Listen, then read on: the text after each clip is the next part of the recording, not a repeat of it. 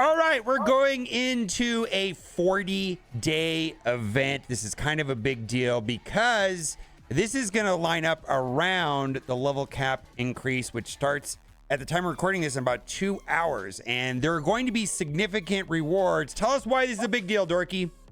It's a big deal because levels are important, and the last level cap was a % increase in power, and it's going to be costly, so you got to be careful with all your resources, and you want all the resources from this event. There's so many reasons why it's important.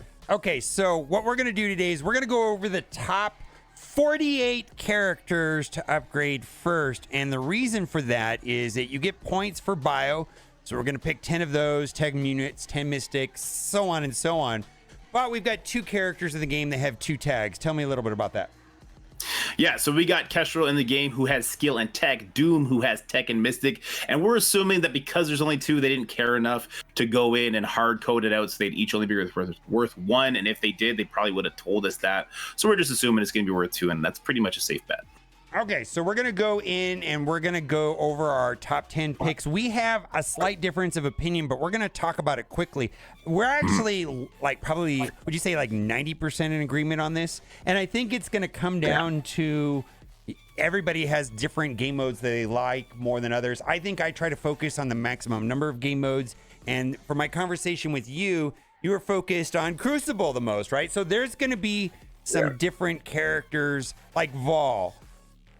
Why? I don't even know if Vol should be on this list, right? I mean, let's just go over the no-brainers first. Ghost Rider Robbie's no-brainer. Weaver's no-brainer. Dormammu's no-brainer. Morgan Le Fay's no-brainer. Icarus is no-brainer. Quicksilver's no-brainer. Doctor Doom is no-brainer, right? Would you agree on those 7? Yeah, 100%. Okay, so where you get to make more of a decision, I think, is going to come down to Vol, Hela, and Gwenpool. I'll make a case real quick for Hela. You make a case for Gwenpool, and then we'll talk trash about Vol. How does that sound? Sounds great. I love it, especially the last part. So as long as everybody cares about those other 7, I think the 7 are no-brainers, right? There's going to be top picks. Hela. The reason why I like Hela, yes, she's kit-based, but the idea I'm thinking is that right now she is good in 2 game modes, very good in 2 game modes. I'm using her in Cosmic Crucible and War, and the idea is that the Undying team is going to have a lot of legs if they continue to release new characters every Halloween. They come out with Zombie, Scarlet Witch, whatever, we don't know. Then Hela is going to be good, not only for this year, but next year and possibly even the year after. I think she's a good long-term investment. You talk about Gwenpool. Yeah, so the value of Gwenpool and the New Warriors is that they are right now the top 3, maybe top 4 Crucible offensive teams, and their time is now. Their time is not in the future like Hela is. So I kind of want to invest in them now, enjoy them now, win my Crucibles now, get my diamonds now. I want it all now. So you're probably going to go Gwenpool and then Deathpool also, correct? Because you care about Cosmic Crucible. Yeah, my approach, because I don't want to talk about it too long because this would be a really long video, is I love Gwenpool and Deathpool. I'm using them primarily against Gamma, and they're slaying it right now. If the counter changes or I start using New Warriors against a different Gamma, because it's a single game mode, I'm going to upgrade them as needed. I'm not using them in 2 game modes. New Warriors right now, for me, is a one-trick pony, where all of these other characters that we pointed out are used in 3 or 2 game modes. Ghost Rider, 3 game modes. Weaver, 2 game modes. Dormammu, 2 game modes. Morgan Le Fay, 2 game modes. Vol is an interesting character for sure, and I'm not really sure where Vol is going to line up in the scheme of the game. And the reason why I put Vol on this list is because of the exposed mechanic. But explain to me why we are both pretty lukewarm about Vol. Because the Bifrost team functions in the raids at 1.3 million, and if your Vol is all of a sudden 600,000, it's not really changing your raid experience. And then she has a 127 base speed, which is good, but without speed bar on spawn or speed up on spawn, at least there's a sitting duck in modes like War and Crucible, so she can never really be that focal point in those modes like she is in raids. So it's kind of like you don't need it in raids, and it's not usable in the other 2 modes. Yeah, and so the upside to Vol is that there is going to be another character that has exposed, and exposed on its own does nothing, and it's relying on the passive that calls out exposed in characters like Super Skrull and Vol. And Nightcrawler was interesting because it really didn't add anything to the exposed team that doesn't exist, right? It just has another way of applying exposed, and then Nightcrawler's basic crits automatically when going into an exposed character. Okay, so we went through the mystic character. One thing I want to point out is I'm not upgrading my Bifrost. I just wanted to. We're not suggesting Bifrost. Bifrost is good the way it is. Now we're gonna just go in the order of the raids. So we're gonna go to Mutant next. Knock it out of the park with the no-brainer in Mystic right out of the gate without me even showing it. Just call it out right now. Well, if we're going to tech, it would be the Pegasus because that's the next one. Oh no! Well, I'm glad. Okay, we'll go to tech. I was going to go to mutant because I can't think today. Let's go to tech. Here we go. Pegasus department. Kestrel. Why Kestrel? Double tag, skill, tech, amazing character, War Crucible, one shot and people pings for 2 million. What's not to like? Why Dr. Doom? Well, we already have him in Mystic, so why not just count him here as well? 2 tags, right? So there you go. All right, so I feel like we were a little bit. Had a lot of good choices here between Pegasus and all the Sinister Six characters. I think Kang is a no-brainer. Like, we agreed on, like, Kestrel, Kang, Dr. Doom, and I think Green Goblin, no-brainer. Let's go over the rest of the characters, why they're on the list, and what other characters consider. Vulture. Yeah, using him in War and Crucible, he has this super amazing kit part where if they have speed up, he ruins their day. Yep. Doc Ock. Gives charges, gives life, does pretty good damage, flips buffs and debuffs. It makes sense. Again, War and Crucible. Yep. Iron Man and Infinity War. Actually, I use this almost in 3 game modes right now. Yeah, he does this thing where he throws bombs and things explode. He's a really fun character, and he pairs with that Kestrel really well with extra damage. Yep. And Rescue is the most important one to kill first if you're going up against Pegasus. So I thought Rescue's an excellent choice, right? Yeah, if she's alive, she's bringing people back, giving them lots of buffs. Okay, so then we were kind of stuck on what to do next. I mean, I know that we kind of talked a little bit about Big Time Spider-Man. We also could have made a case for the other Pegasus members or maybe even Infinity Watch. But what we ended up talking about the most was Mysterio and Spider Slayer. Talk about Mysterio first. Yeah, similar to Vulture, he does this amazing mechanic part where he kind of counters apocalypses in a way, letting them not spawn with immunity on spawn if he's got 2 superior 6. He does an AoE buff clear plus disrupt or AoE blinds plus ability block. He's very important in a bunch of counters in War and in Crucible, so he makes sense to make the list. Yeah, people don't know this, but this was a freebie right here, right? This was supposed to be an Alliance War only, and it ended up being that they coded it wrong, and so they changed the kit, right? Now, Spider Slayer is an interesting choice right here. I'm actually, he's kind of a key thing right now in against Infestation in War, and of course, he's very good in Cosmic Crucible, right? Yeah, he's a no-brainer part of the Cosmic Crucible team, giving so much damage, everything to them. And then in War, he's got a very particular counter along with Lizard taking on Infestation. But if you don't get that initial kill with his ultimate, it completely falls apart. So having him bigger is definitely safer. You know what Goofy asked me the other day? Is why is Wall-E in the game? He's coming back, apparently. All right, we're going to go to Mutant. So talk about the no-brainer Mutant, and I 1,000% agree with you on this Mutant one. Let's go. Yeah, the Extreme team, all 5 of them have disrupted every single game mode so far. It's crazy. The Extreme team, even down to Cyclops, is used in Crucible, is used in War, and they're absolutely just ruining people's day on the defensive side. Yeah, I'm just going to put this out here. The Extreme X-Men, 3 game modes, very important. No-brainers, run, don't walk. I would even say Nightcrawler might be even Arena, so like all the game modes. Apocalypse is no-brainer. Ms. Marvel, Hard Light's a no-brainer. So I feel like Mutant's one of the easier ones. Let's talk about the last 3. I feel like the first 7 are no-brainers. Omega Red, Firestar, and Rogue. And I'm okay with Rogue. I think Rogue is going to be quite good for long term.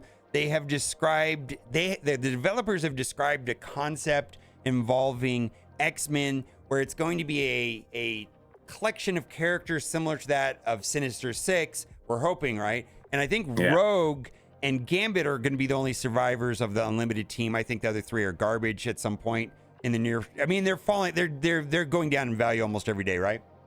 Well, the initial impression when people were told Dazzler, Phantom X, and Firestar, we all collectively went, "Who?" Yeah. So it's going to be Rogue and Gambit. Yeah. Yeah. So Rogue, I think is going to be good for a long time. Now, you are more excited about Omega Red and Firestar. I feel like the Firestar is the same conversation we had earlier about Gwenpool. So it's a new warrior thing, right? Yeah, I mean, and she's the trendsetter on the team. If she gets a kill, Dagger gets energy, and then Dagger can ult turn one. She's definitely the most important character on the team to have extra stats on. She's not technically the most important character mechanically, but for extra stats, very important. So I had to put her on my list for sure. And for me, Firestar is the character I will be upgrading if the Gamma counter stops working or I start using a different counter and they need the power to make it work. I like Firestar a lot, but it's just one trick pony, in my opinion, with the game mode. Omega Red, you're way more excited about Omega Red than me. I'm worried about his speed and his just overall usefulness going forward, but you like his trauma, right?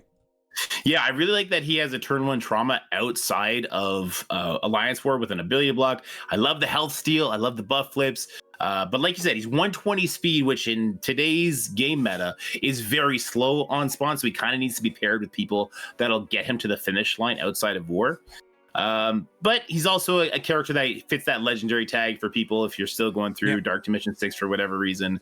I think he's interesting, and I think he's iconic enough that eventually down the line, I could definitely see them making an interesting Mr. Sinister, Omega Red powerhouse team. You never know. Yeah, if you can get this ultimate to pop off, it almost always feels good, right? If you can get him that far into the match. Okay, so that is Mutant. We're now going to go to Bio and talk about the Bio characters. What do you want to start off the conversation with Bio about? We've got some unknowns. Why don't we talk about the unknown elephant in the room, and that is Hive Mind. You can see that I've got Venom, Carnage, and Void Knight here. Talk about why we're not really sure about Hive Mind, or we might be all in on Hive Mind, right? Yeah, it's the big red elephant in the room, that Red Goblin. What's he gonna bring? We don't know his kit right now, so the fact that he's got the favorite here is not some sign of fortune telling thing. We don't know what he's gonna bring. All we know is that on that raid boss, he's got to bring some very interesting things. We don't know if that'll be tied behind a raid tag, but we also have seen some good use for them plug and play in war. That Void Knight Venom combo with Undead is pretty deadly. Void Knight himself, we are sure about Void Knight with his speed, his ability block, the pull-in mechanic. It's a very interesting thing that not a lot of characters have, plus the energy steal on his special. So we know about him for sure. But the other two, we'll see what Red Goblin brings. Yeah, okay, so I'm just going to call it right now. If they become useful inside of Alliance War or Cosmic Crucible, I'm going to say all 5 of them would be here. Does that make sense? All 5 of them. Now, let's talk about some characters that are no-brainers. Super Skrull, best character in the game. Red Hulk, probably the best horseman. Nova, useful in 2 game modes. He gets used in Crucible all the time and very good. Probably the only useful member outside of his team. Nowhere is not impressive. All right, Zombie Iron Man and Zombie Juggernaut is in the same conversation as Hela. I think it's going to be a long-term team that is going to be useful if they keep bringing out Undying characters every October. And I got to say this, Zombie Juggernaut needs all the stats he can get. I probably would make him top priority. So like Hela and Zombie Iron Man are somewhat kit-based, and maybe they're not a part of this conversation necessarily if I start using other characters, but Zombie Juggernaut's on this list no matter what, correct?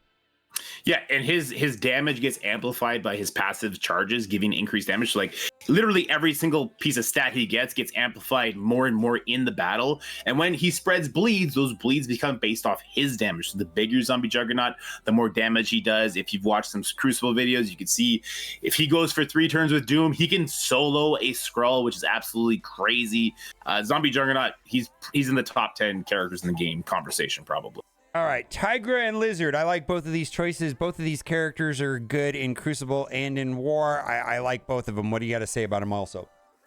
Yeah, so Lizard, similar conversation as like Mysterio and Spider Slayer. Useful in those 2 modes in different to want him big because he's got that taunt. Same with Tigra. She taunts early, but she does so much damage. If she reaches her ult, either the entire enemy team is dead if Tiger's on your team, or your entire team is dead if she's on the enemy team. Like the new Avengers, they are a war offense defensive team, which means they're going to have about 2 years of life, so it's not going to be a wasted investment.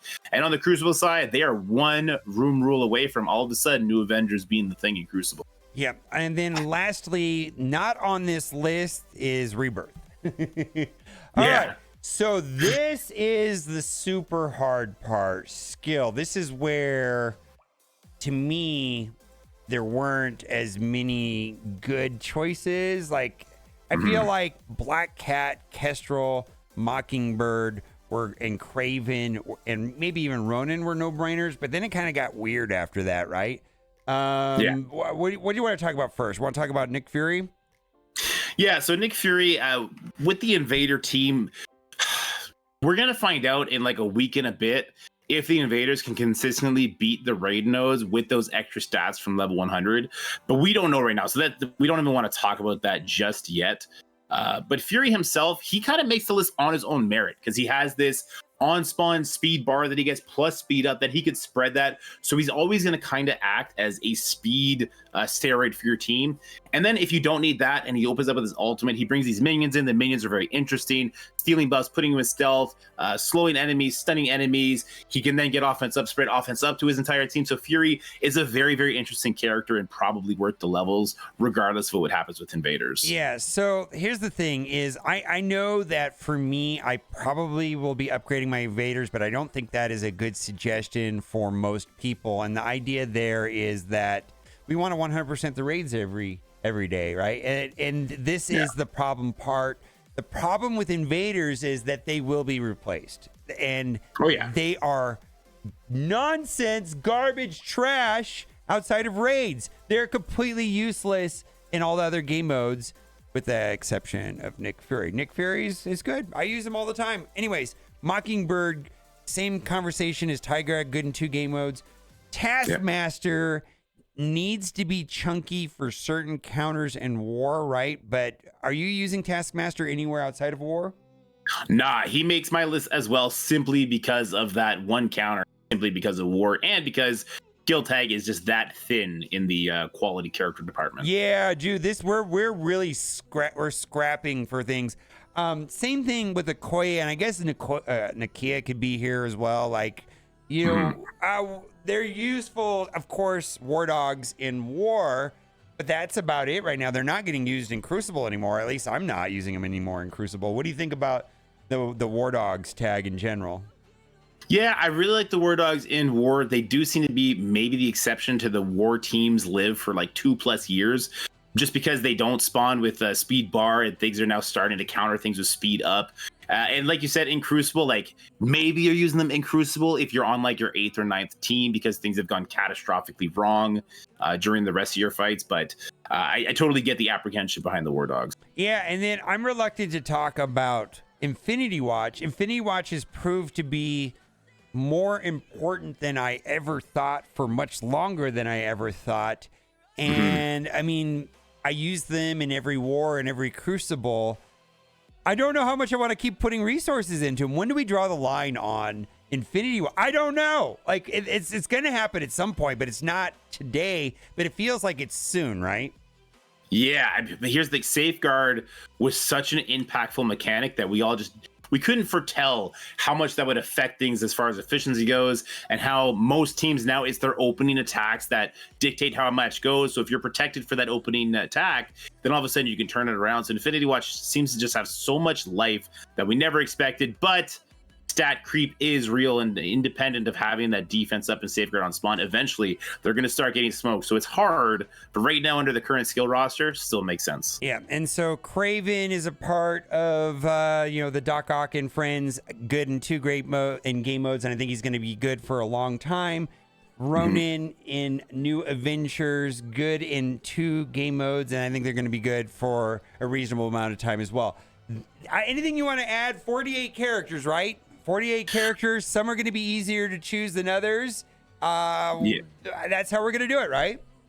That's it. And all the thing I would suggest is that you don't want to do it right away. It's like you hit level 96, you bring all 50 to level 96 right away. I wouldn't do that. There's going to be another patch. Maybe there's going to be better skill characters that come out. Yeah. Maybe there'll be that. We know Deadpool, we got Pandapool coming, so maybe there'll be more mutant characters coming out. You don't want to do Omega Red or Firestar right away. Red Goblins, Kit. Red Goblins, we don't know. And for me, I'm going to start with my arena teams and then the heavy hitters, like Kestrels and Kangs, right? Oh, 100% extreme team. There's definitely some no-brainers, but there's not 10 no-brainers for each section. 40 days is a long time. Yeah, 40 days. How far do you think we're going to be able to get in 40 days as far as going up in level progression? I think level 98 for those who they never miss an energy refresh. They're doing all their 50s, a couple extra on the ISO campaign. I think level 98 is going to be very obtainable for the vast majority of the very engaged players. All right, and it looks like there's some decent rewards for this event. Head over to Dorky Dad's channel. You're going to do a much better detailed breakdown of each section independently with a little bit more depth to each choice. Anything you want to say before we go? No, hey, thank you so much for having me on. And like Mobile Gamer said, I'm actually doing a little bit of a series on this conversation. We're going to have a collab, each one with a different creator. It's going to be one a day. And we're going to have Mobile Gamers one coming out where he's going to talk in depth about his Mystic decisions. And I'm going to talk in depth about my mutant decisions. It's going to be a fun time. There you go. All right. Thanks for watching. Keep on gaming. Bye for now. My heart is always with you. My head's always stuck in time. Love, let me go. Cause I've been holding on for far too long. I've been fighting and keeping strong. Now you just gotta let me go. Time, wash away every feeling that can cause me pain.